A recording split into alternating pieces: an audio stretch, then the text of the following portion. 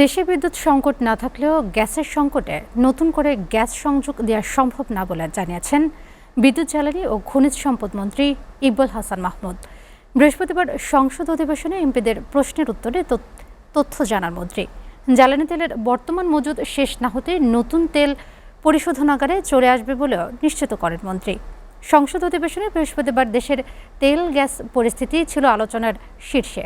তাশরিক সঞ্চয়ের প্রতিবেদন। বিসমিল্লাহির রহমানির রহিম।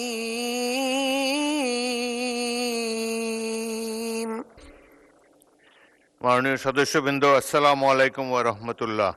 স্পিকার হাফিজ উদ্দিন আহমেদের সভাপতিত্বে বৃহস্পতিবার সংসদ অধিবেশনে প্রধান আলোচ্য বিষয় হয়ে ওঠে দেশের তেল গ্যাস পরিস্থিতি।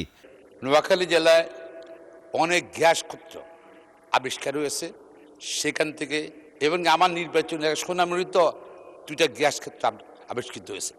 নোয়াখালী বিভিন্ন জায়গা থেকে গ্যাস ঢাকা সহ সারা বাংলাদেশে যাচ্ছে। নোয়াখালীর মানুষ গ্যাস পাচ্ছে না। পীরগঞ্জে আল্লাহর অশেষ রহমতে দক্ষিণ পূর্ব এশিয়ার সর্ববৃহৎ কয়লার খনি, এরপরে সেখানে লোহার খনি, ধাতব দ্রব্যের খনি, চীনামাটির খনি, খনিজ সম্পদের সমৃদ্ধ এই রংপুর।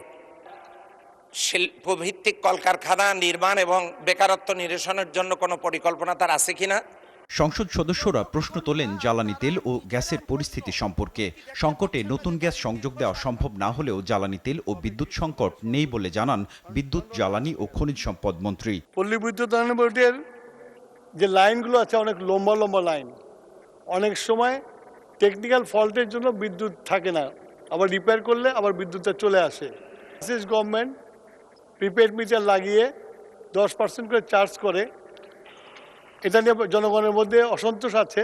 পরিশোধনাগারে এখনও তেল প্রক্রিয়াধীন রয়েছে, যা শেষ না হতেই আবারও অপরিশোধিত তেল দেশে আসবে বলে তথ্য দেন মন্ত্রী। আমাদের রিফাইনারিতে তেল আছে এবং আমরা তেল ক্রুড কিনেছি, ক্রুড আসছে।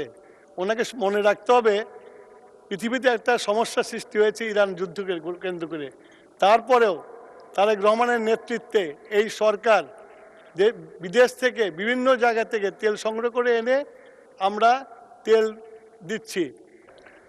আবাসিক, বাণিজ্যিক, সিএনজি শ্রেণীতে নতুন গ্যাস সংযোগ প্রদানের কোনো বিষয়টি বর্তমানে স্থগিত রয়েছে। এটা বহুদিন যাবৎ এর স্থগিত আছে। শুধু শিল্প ক্যাপটিভ শ্রেণীর শর্তাধীন নতুন গ্যাস সংযোগ প্রদানের বিষয়টি চালু আছে। অধিবেশনের এক পর্যায়ে তেল গ্যাসের আলোচনা ছাপিয়ে ওঠে বিরোধী দলীয় নেতা ও স্বরাষ্ট্রমন্ত্রীর পাল্টাপাল্টি বক্তব্যে। মাননীয় সদস্য এবং স্বরাষ্ট্রমন্ত্রী আমরা কালকে চলে যাওয়ার পরে আমাকে ভালোবেসে একটা কথা বলেছে। তো আসলে আল্লাহ তাআলা তাকে অপূর্ব দক্ষতা দিয়েছেন। জাস্ট বোতলটা পরিবর্তন করে ম্যাটেরিয়ালসটা ঠিক রেখে তিনি সত্যকে মিথ্যা হিসাবে এবং মিথ্যাকে সত্য হিসাবে চমৎকারভাবে পরিবেশন করতে পারেন। এই মুহূর্তে মাননীয় বিরোধী দলীয় নেতা দুইটা অসংসদীয় শব্দ ব্যবহার করেছেন, সেটা হচ্ছে মিথ্যা। এটা অসত্য বললে আমি আপত্তি করতাম না, এই যে আমি কালকে মিথ্যা বলেছি বয়ান, তো এইটা মিথ্যা শব্দটা অসংসদীয় হিসেবে এটা এক্সপান্স করার জন্য আমি অনুরোধ জানাচ্ছি। তাশরিক সঞ্চয়, SATV, ঢাকা।